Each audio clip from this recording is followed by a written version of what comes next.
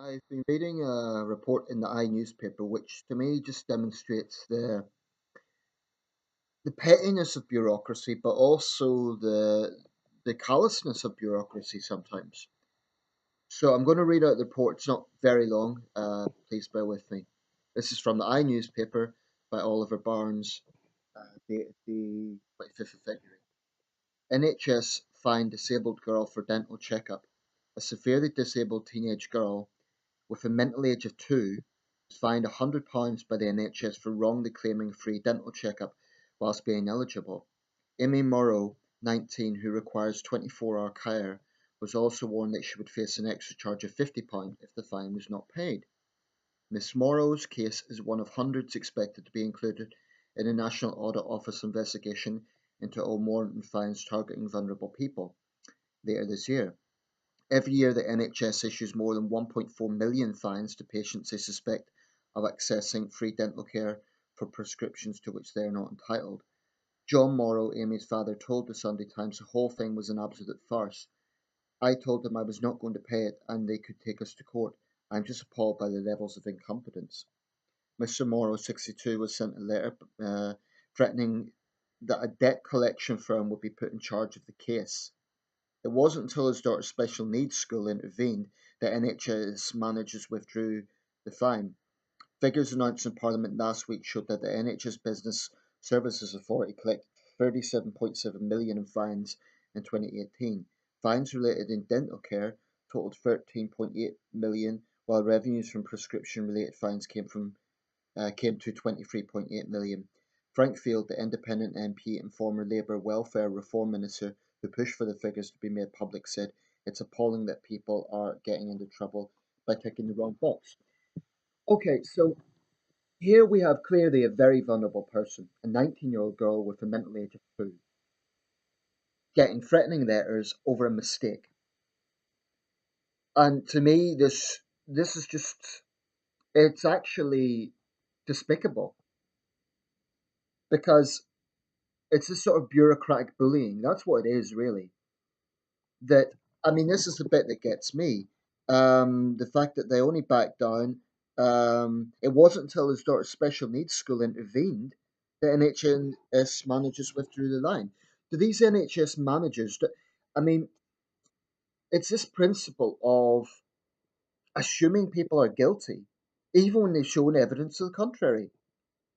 And it's a sort of petty, jobs worth bureaucratic bullying I think is absolutely reprehensible.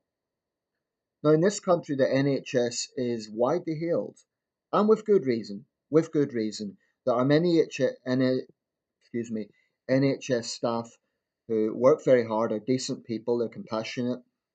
But there is definitely, I will say this, I think there is a little tendency in this country to think that the NHS is above criticism because because the principle of the system is very good, i.e., universal healthcare at the point of delivery.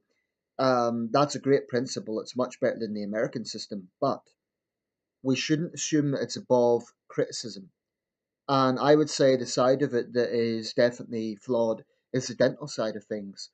Um, I don't blame dentists, but it's these NHS managers who they're like robots. They don't live in the real world, or if they do, they're showing a great deal of callousness.